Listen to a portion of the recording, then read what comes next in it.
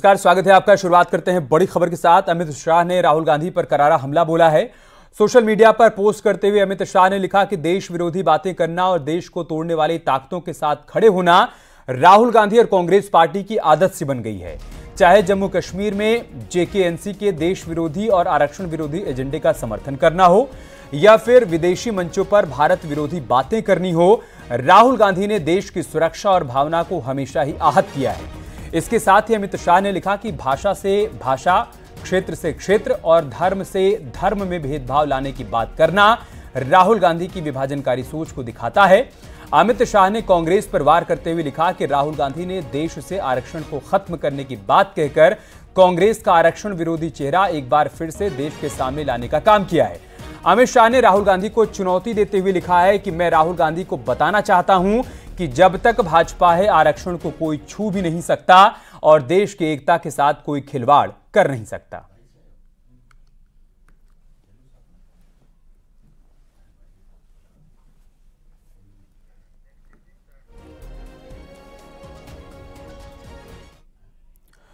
और अब आपको बताते हैं कि राहुल गांधी ने आरक्षण पर अमेरिका में कहा क्या था। We will think of scrapping reservations when India is a fair place. And India is not a fair place. Now, that creates a problem because there are many people who come from the upper castes, right, who say, look, what have we done wrong? Right? Why are we being punished? And so then you think about increasing dramatically the supply of some of these things. You think about decentralizing power. You think about involving many more people in the governance of our country. America में राहुल गांधी ने आरक्षण पर दिए अपने बयान पर अब सफाई भी दी है। उन्होंने कहा कि वो आरक्षण के खिलाफ नहीं है, बल्कि वो आरक्षण की सीमा 50% से आगे ले जाने के पक्ष में है। उन्होंने ये भी कहा कि मेरे बयान को गलत तरीके से पेश किया गया। आपको सुनाते हैं राहुल गांधी ने आरक्षण पर कहा क्या। We will think of scrapping reservations when India is a fair place. And India is not a fair place. Now, that creates a problem because there are many people who come from the upper castes, right, who say, look, what have we done wrong? Right? Why are we being punished? And so then you think about increasing dramatically the supply of some of these things. You think about decentralizing power. You think about involving many more people in the governance of our country. No, I don't think we see it as anything to do with the BJP's policies. The Congress party has always, right from even before independence, we've always fought for the idea that India should be a fair country. The idea that all India's citizens should be treated the same way. And so we feel very strongly that there is a very, very deep problem of participation. And we're going to address that problem. I don't see it as a Mandal versus Kamandal issue. And what we're saying is different than the idea of only reservations. What we're saying is we want a comprehensive understanding first of what's going on, and then we're going to apply a series of policies to correct it, reservation being one of them. Right. We've also said that we're going to, somebody misquoted me yesterday saying that I'm against reservations. I've been saying again and again and again, we're going to increase reservations beyond 50%, and I'm not against reservations.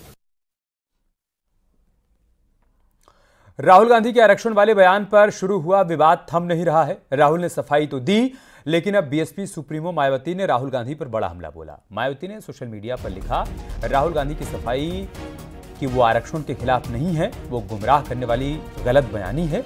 10 साल तक कांग्रेस सरकार में रही, लेकिन SC/ST के promotion में आरक्षण bill को पास नहीं होने दिया। उन्होंने आरोप लगाया कि आरक्षण की सीमा को 50% से बढ़ाने की बात छल है। कांग्रेस की नीयत साफ नहीं है। कांग्रेस ने ना तो ओबीसी आरक्षण लागू किया, ना ही SC/ST आरक्षण को सही से लागू किया।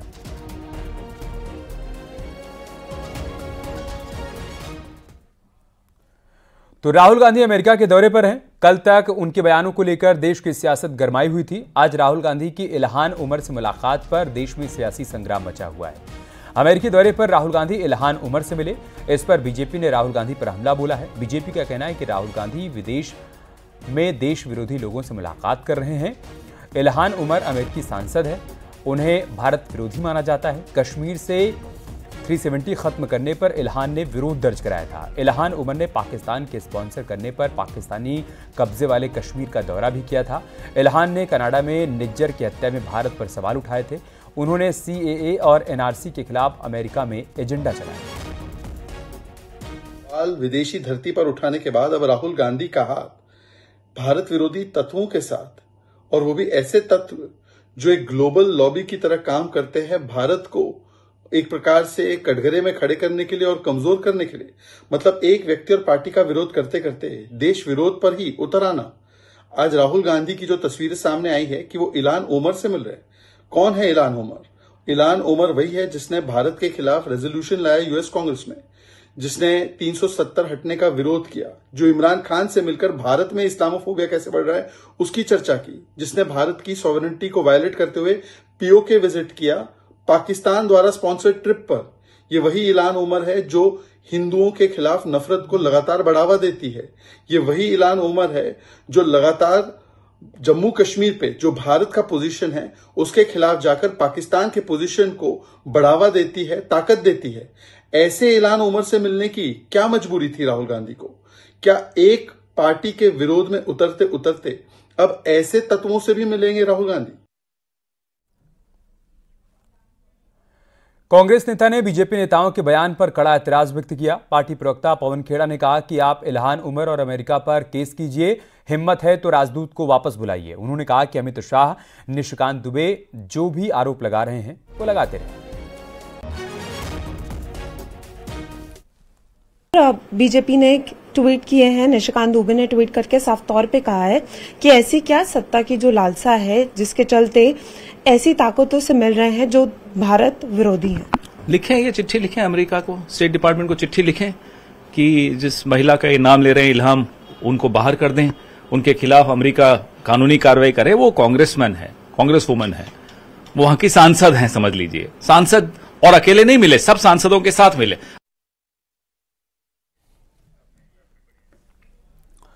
विधानसभा चुनाव से ठीक पहले एक बार फिर से आरक्षण का जिन बाहर आ चुका है। इस बार राहुल गांधी ने अमेरिका में बैठकर आरक्षण को लेकर अपना प्लान बताया। राहुल गांधी ने कहा कि कांग्रेस आरक्षण खत्म कर सकती है, लेकिन इसके लिए एक शर्त है। रिपोर्ट देखिए।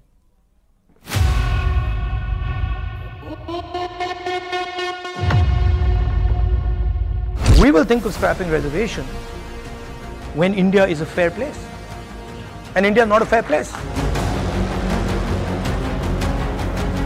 इनकी मंशा थी यूपीए के सरकार के दौरान कि SC, ST, OBC आरक्षण में से काट कर वोट बैंक को दे दिया जाए। लोकसभा चुनाव में जिस संविधान बचाओ के नारे के सहारे कांग्रेस 52 से 99 सीट पर पहुंच गई, आरक्षण और जातीय जनगणना को हर चुनावी मंच से मुद्दा बनाया गया, वहीं राहुल गांधी अब अपने ही आरक्षण वाले बयान पर चौतरफा फंस चुके हैं। क्योंकि राहुल गांधी ने कहा, कांग्रेस पार्टी आरक्षण खत्म करने के बारे में तब सोचेगी जब भारत में आरक्षण के लिहाज से निष्पक्षता होगी। अभी भारत इसके लिए एक निष्पक्ष जगह नहीं है। यानी राहुल गांधी ने इशारों में आरक्षण खत्म करने की बात जरूर कही, लेकिन उसके पीछे शर्त भी रख दी।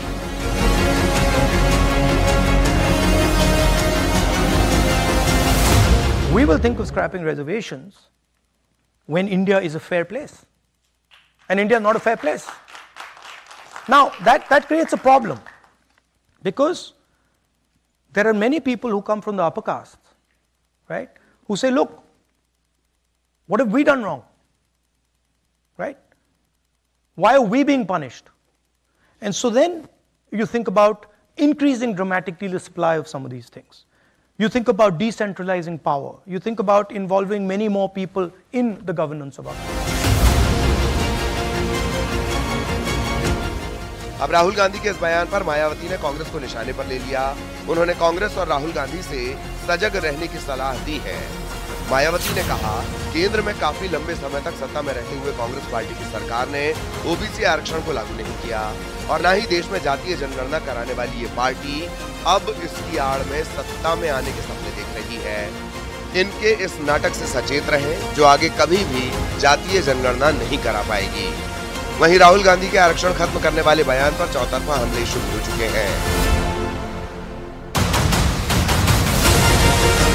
अभी तक जो है इनकी 60 साल तक सरकार रही, तो क्या ये लोग पक्षपात ही करते रहे? कभी इन्होंने निष्पक्षता का वाला काम ही नहीं किया।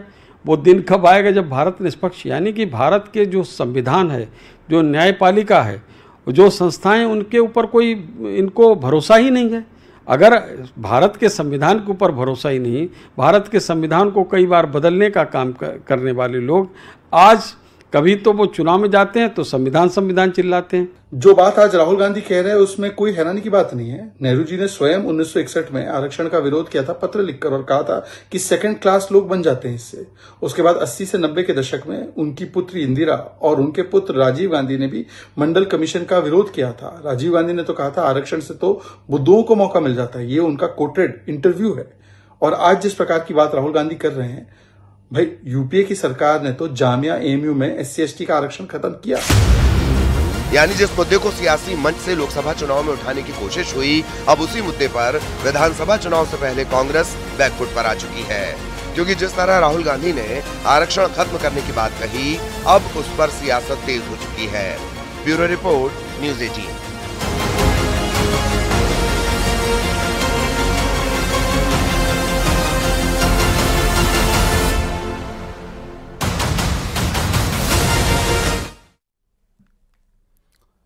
आगे बढ़ते हैं। जिस तरीके से राहुल गांधी ने बयान दिया और उसके बाद लगातार रिएक्शन भी सामने आ रहे हैं, तमाम नेताओं के रिएक्शन भी हम आपके सामने रख रहे हैं। लेकिन इसी बीच एक बड़ी खबर आ रही है हिमाचल से। वहां पर शिमला के संजौली इलाके में मस्जिद के अवैध निर्माण के खिलाफ हिंदू संगठनों ने प्रदर्शन तेज कर दिया। शिमला में सैकड़ों लोग सुबह से ही सड़कों पर उतर आए, जमकर नारेबाजी की। हिंदू संगठनों से जुड़े लोग इस मस्जिद में हुए अवैध निर्माण को गिराने की मांग कर रहे हैं और लगातार उनका विरोध प्रदर्शन यहाँ पर चल रहा है। 3 तस्वीरें हम आपको दिखा रहे हैं विरोध प्रदर्शन की। शिमला के संजौली की तस्वीरें आप देख पा रहे हैं। अवैध निर्माण के खिलाफ लोगों का गुस्सा फूट पड़ा है। लोग कह रहे हैं अवैध तरीके से मस्जिद का निर्माण किया गया है, जब तक इसे ढाया नहीं जाता हमारा विरोध प्रदर्शन चलता रहेगा। लोगों की उग्र भीड़ को देखते हुए मौके पर पुलिस प्रशासन की टीम भी मौजूद है। हल्का बल प्रयोग कर लोगों को वहां से हटाया जा रहा है, लेकिन इन सब के बीच प्रदर्शनकारियों ने पुलिस की तरफ से लगाई गई बैरिकेडिंग को तोड़ दिया।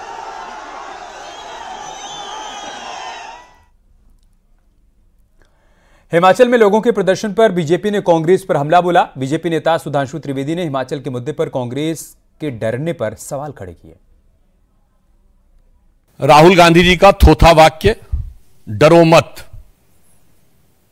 हिमाचल की सरकार कितना डर रही है, अवैध निर्माण पे उंगली उठाने की हिम्मत नहीं कर रही है। डरो मत। और कैसा वातावरण शिमला की उन शानदार वादियों में बना दिया जहां सैलानी सुकून से घूमते थे। आज वहां लाठीचार्ज, आग बरस रही है। पता है आपको? अरे शिमला की वो शानदार वादियां कभी जवाहरलाल नेहरू, लॉर्ड माउंटबेटन की फैमिली के साथ जहां गर्मी की छुट्टियां मनाया करते थे, आराम से सैर किया करते थे, वहां आज जाके इस ढंग का बवाल हो गया, फिर भी कह रहे हैं डरो मत। ऐसा ही कुछ मामला उत्तराखंड में भी सामने आ चुका है। उत्तरकाशी में वर्णावत पर्वत के नीचे अतिक्रमण के मामले में अलग अलग संगठन के लोगों ने प्रदर्शन किया। दरअसल हिंदू संगठन के लोगों का यह कहना है कि हमने जिला कलेक्ट्रेट से एक आरटीआई मांगी। आरटीआई में लिखा गया कि इस जगह पर बनाई गई मस्जिद अवैध है। हिंदू संगठनों ने प्रशासन पर आरोप लगाया कि आरटीआई से लिखित सूचना दी गई, सूचना के बावजूद भी प्रशासन ने अवैध रूप से बनी मस्जिद पर कोई कार्रवाई नहीं की। इसके साथ ही यहां पर अवैध रूप से एक बूचड़खाना भी चलाया जा रहा है, इसका भी आरोप लग रहा है। और इसके बाद डीएम दफ्तर के सामने हिंदू संगठन के लोगों ने नारेबाजी कर अवैध मस्जिद और अवैध बूचड़खाने को ध्वस्त करने की मांग की।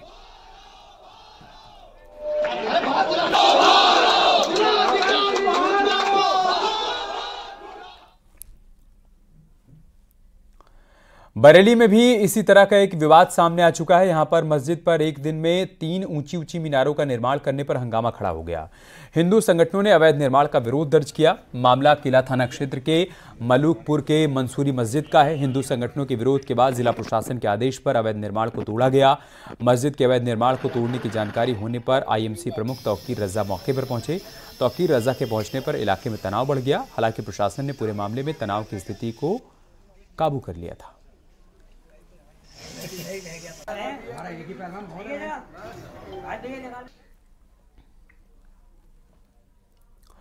अपर्णा यादव ने महिला आयोग उपाध्यक्ष का पदभार ग्रहण कर लिया। पदभार ग्रहण करने के बाद अपर्णा ने कहा कि उनकी पार्टी से कोई नाराजगी नहीं है, पीएम मोदी की नीतियों के मुताबिक वो काम करेंगी। पार्टी से कोई नाराजगी अब तो नहीं है? नहीं, कोई नाराजगी नहीं है। और देखिए, परिवार में जो है, एक बार आदमी जब रहता है तो अपनी बात कहने का, सबको कहने का अधिकार है। इसका मतलब ये नहीं कि नाराजगी है या कोई ऐसी बात है। और भारतीय जनता एसपी अध्यक्ष अखिलेश यादव ने यूपी में हो रहे एनकाउंटर पर फिर से सवाल खड़े किए। उन्होंने आरोप लगाया कि बीजेपी राज में एनकाउंटर का एक पैटर्न सेट हो गया है। पहले किसी को उठाओ, फिर झूठी मुठभेड़ की कहानी बनाओ, फिर दुनिया को झूठी तस्वीरें दिखाओ, फिर हत्या के बाद परिवार वालों पर सच बताए जाने पर तरह तरह के दबाव बनाओ, फिर विपक्षी राजनीतिक दलों की ओर से भंडाफोड़ होने पर अपने नेताओं से बयानबाजी करवाओ। अखिलेश ने आरोप लगाया कि बीजेपी ने सच का ही एनकाउंटर कर दिया है।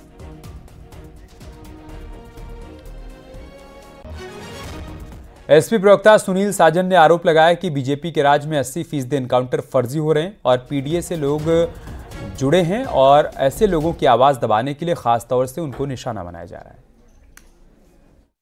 उत्तर प्रदेश में जितने भी इनकाउंटर हो रहे हैं उसमें 80% से ज़्यादा इनकाउंटर फर्जी हैं और जो फर्जी इनकाउंटर हैं वो कहीं न कहीं पीडीए समाज से हैं।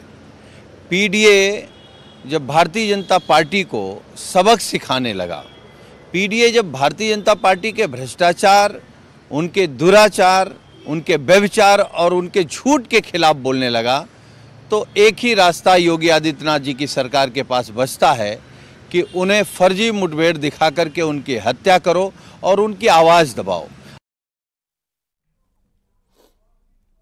यहाँ रुक रहे छोटे से ब्रेक के लिए, जल्द लौटेंगे कुछ और खबरों के साथ।